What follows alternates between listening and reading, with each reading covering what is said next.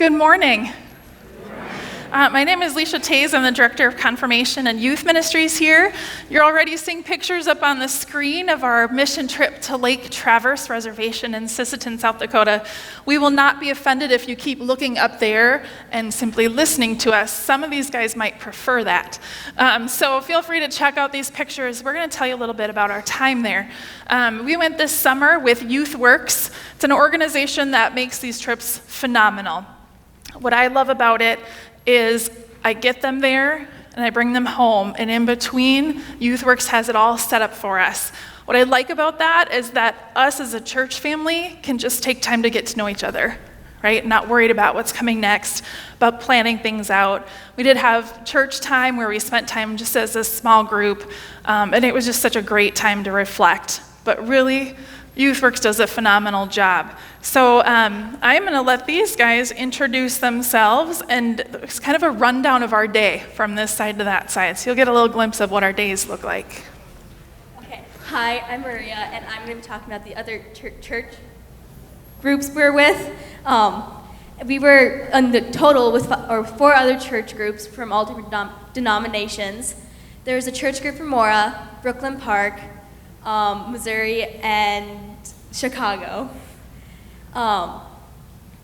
We made many friendships along the way, and I'm still in contact with them through social media, and we even strengthened our friendships with each other with our very long car rides that we were in. And then we can't even forget about our way up there. We stopped at a zoo, and we met these two donkeys that we named Frankenfurter, and I decided that I wanted a picture with them. And right before Alicia took the picture, they sneezed all over her. Hi, I'm Maddie, and we're going to be talking about worship and devos. In the mornings, we did devos and wrote in our own books. At night, we gathered for worship and sang songs. We ended on Thursday with an emotional feet washing devo. Hello, I'm Joe. The community we served in was the Traverse Lake Indian Reservation in Sisseton, South Dakota. It's an open reservation. It means that the natives and the non-natives all live there together. And although there was little small villages that the tribe owned where a lot of the Indians lived. YouthWorks told us that our number one mission was to build relationships while we were there and to serve without judgment. And that was kind of difficult for me, but the kids were great. They were very open. They wanted to know what we wanted to do. They wanted to talk to us, help us paint, and do whatever. But I kept wondering where all the parents were. Why we were there painting their house. On the first night, we had a speaker, Daryl, who gave us a history of the local natives. They were Dakota, and he told me something I didn't know about how up until 1974, the Indian kids were removed from their families and brought to mission schools to be taught. And that kind of led to an absence of parenting. And they didn't learn the parenting skills that you and I take for granted, maybe. So that really opened my eyes to something, helped me give me a little insight and understanding. So then I painted, played, and worked, and ate without judgment, or tried to do it without judgment. But along the way, we met some really amazing kids and some people. We had one kid that loved being with us so much that we would go out to these little villages and bring the kids into where we were doing our vacation Bible school type thing. One kid liked it so much after we dropped him off, he rode 2 miles back following the van until he came back with us. And on one evening, we did a community meal where I cooked over 100 hamburgers and 60 hot dogs, and all the community came and ate meal with us, broke bread with us, and all the men, the fathers that I hadn't seen all week were coming in and talking to me and telling me I was flipping burgers wrong and everything. So it was quite the experience and eye-opener for me. And just a quick word, the last picture on the slideshow will be of that little boy following our van. I think it's one of our favorite pictures from the trip. My name's Alyssa, and I'll be talking about the Kids Club. And so basically, when most of our adults that were helping with the Kids Club, we were getting situated and ready for the kids to arrive, and we were also eating lunch. So that was fun. And during lunch, we got to talk to others, hang out, get to know others' backstories, that basically. And then right as the kids were showing up, we were splitting into crafts and games and gym. And some of us made special bonds with these kids, but some of us didn't, and that's okay. And at the end of the week, some of us made soup. Well, yeah. The bonds were so strong that some of us wanted to start crying because of it, because we didn't want to leave. And that was basically all, but we did have a lot of fun with the kids and out in whichever Dakota we were in.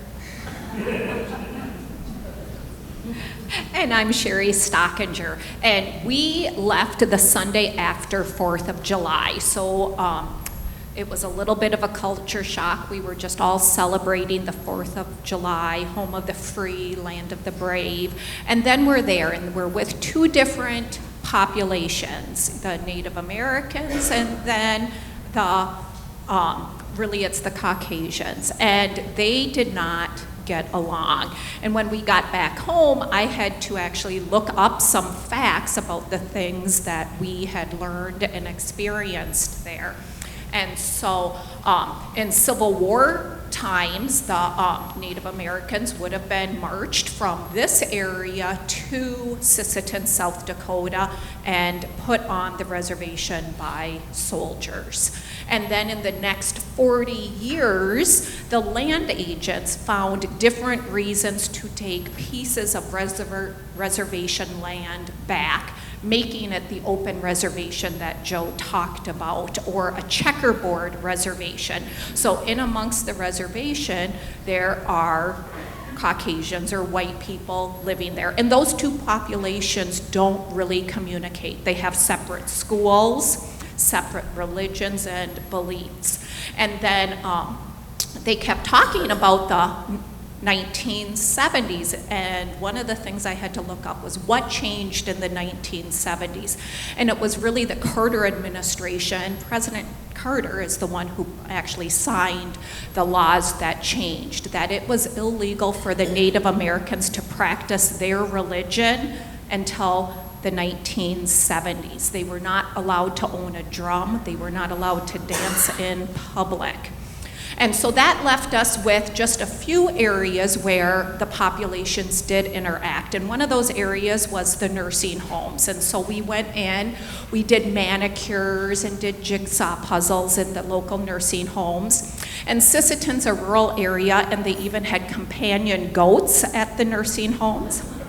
And then another area where the population came together is the library, the local library. But they have only had a library for the last 50 years. And we went in and spruced up the library for Sisseton Days. We vacuumed and dusted, weeded the gardens outside so they could celebrate this common space in Sisseton Days. My name is Caleb, and I'm speaking about community projects. And as a group, we went out to paint community homes under the permission of the tribal authority. Some of the people whose homes we were painting didn't even know why we were there or what we were doing. This was because the homes were owned by the reservation and populated by the natives. When we were there, we were able to paint a whole house in just over a day. During that time, we were able to build a bond with the people surrounded by us, and that was pretty special. Hi, I'm Ryan. I'll be talking about the cultural part at the end of the day. We always had a cultural activity at the end of the day. So on Monday night, we had the speaker, Daryl, a local native who came in and talked to us about the history. And after that, he taught us a circle dance, which was pretty fun. So we all got to dance around and be goofy. And then on Tuesday, it was our own church time. So a couple churches went to the North Dakota border, and we went to the fort. And I'm pretty sure another group went swimming. But while we were at the fort, in Fort Sisseton, it's like a military base, I guess you could call it. It was really cool. There was all the cobblestone buildings and like all the bunkers, and artillery stuff. But yeah, and then on Wednesday we went for a hike at the state park called Secha Hollow, and we played like backyard games at the picnic area. And then on Thursday, our cookout with the community, we had burgers and all the food, and we played frisbee, and they had a nice playground there. And at the end of the cookout, the food that was left over, we gave back to the community so that they could take it home and eat it. And we just want to finish by giving a huge thank you to you. You have shown us so much support in this mission trip, from fundraisers to your prayers and so many ways that you've supported us. We can't do this without you. These mission trips change lives. And I'd really encourage you to ask each of them how their lives were changed from this. I know every one that I've gone on throughout my life has changed me in different ways. So with that being said, you also changed their lives by allowing this to happen. So thank you for that. For next year, we're already booked to go to Charleston, West Virginia. We have 14 people already committed for next summer. All the required adult spots are filled, sorry. But if you still want to go as an adult, talk to me because we'll find a spot for you. But super excited to go there next year and already looking forward to these experiences for next summer and sharing that with you as well. Thank you.